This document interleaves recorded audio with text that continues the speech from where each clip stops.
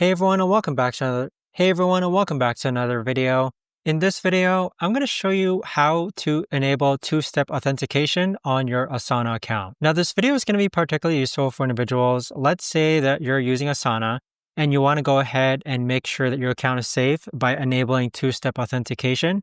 How do you actually go ahead and do so? Now, this video is going to be short, sweet, and simple, guys. There's not going to be a lot of steps involved. Now, in order to do this, what you're first going to do is log on to your Asana account. Then in the upper right-hand corner, click on your profile icon name. Next, click on Settings. Next, click on Account. And then from here, you're going to see some blurry information right under Emails, but we're going to scroll all the way down. And then where it says two-factor authentication, go ahead and click on Enable. Once you click on Enable, it is going to ask you for an authentication code. So simply just follow the on-screen prompts from here, and there you have it. But that right there, guys, is the best and easiest way that I know of to actually go ahead and enable two-factor authentication on your Asana account. If you guys know of a better or easier way to actually do this, let me know in the comments down below.